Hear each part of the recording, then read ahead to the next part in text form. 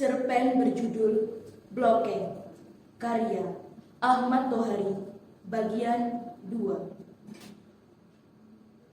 Sampai Blokeng dengan selamat melahirkan bayinya di bidang nyamuk dan kecoa.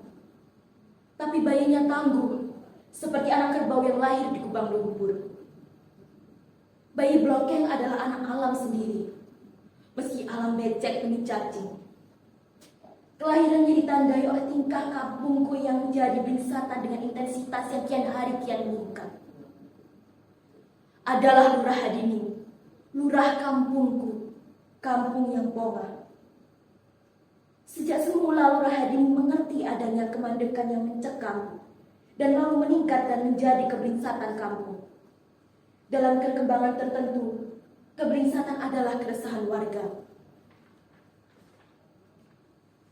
Lurah Hadini tidak punya tafsir lain atas keresahan ini kecuali sebagai seteru rencana pembangunan.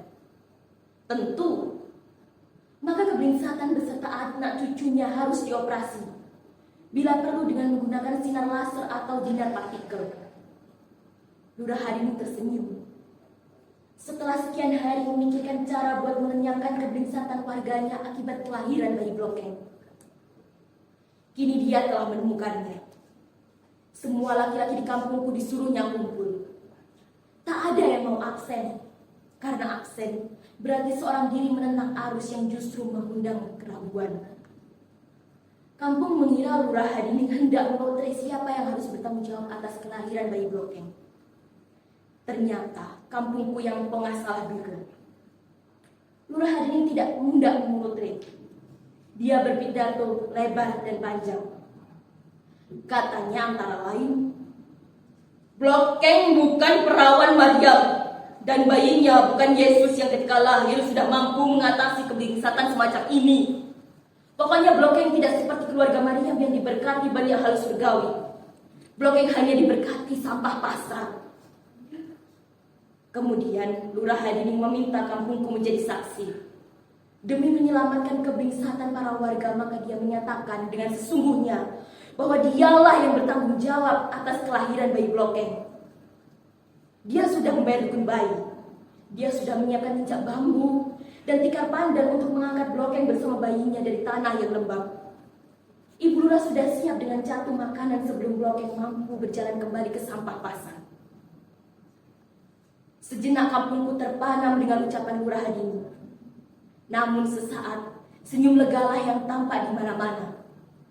Lega, kesaling curigaan sirna. Mereka berbondong-bondong berjalan mengikuti Lurah Hadini menuju sarang Blokeng. Ada yang memikul lincah, ada yang mengangkat gulungan tikar, dan ada pula yang dulu hendak mengambil perbuta penuh minyak. Semua buat Blokeng.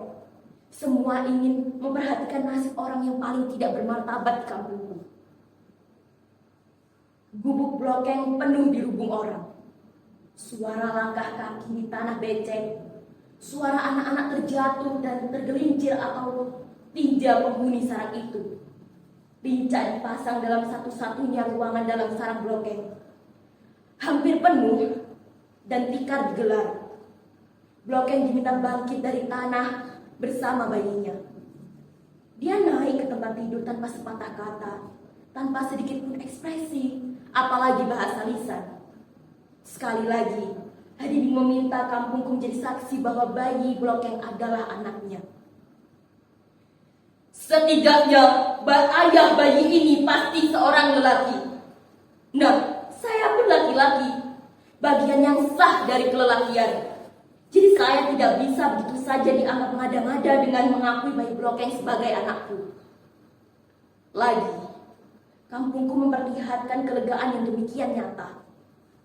Namun kemudian kampungku terheran-heran. Mereka melihat di sana Blokeng termangu setelah mendengar kata-kata Lurah Hadini. Termangu dalam citra hewani. Lalu dalam gerakannya sama sekali tidak bermartabat, tidak bertata krama, Blokeng melepas bayinya. Didekatinya Lurah Hadini. Dibukanya kopiah kepala kampung itu. Lurah Hadini yang terkesima hanya membiarkan perilaku Blokeng.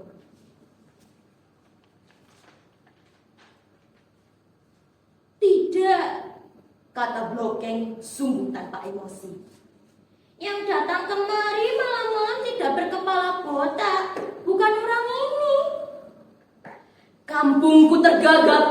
Tak terkecuali lurahnya sedetik setelah mendengar ucapan Blokeng.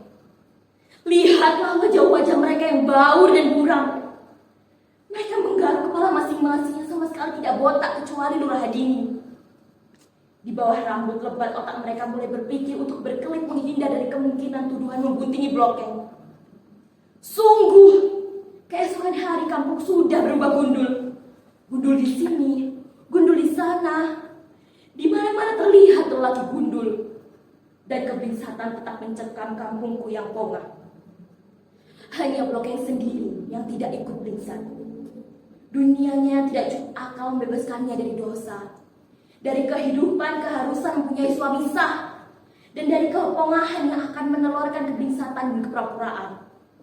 Tetapi, bukan berarti Blokeng sekalipun tidak bisa bertindak seperti perempuan kebanyakan. Suatu pagi, Blokeng membawa bayinya ke depan pintu gubuk. Dilelo-lelo, ditimang-timang. Cowet anakku, ayahmu itu embuk. Tetapi jangan bersedih ya. Lihatlah itu, orang-orang pada gundul. Seperti tahu kata-kata emaknya, Cowet yang masih bayi tertawa ngakak.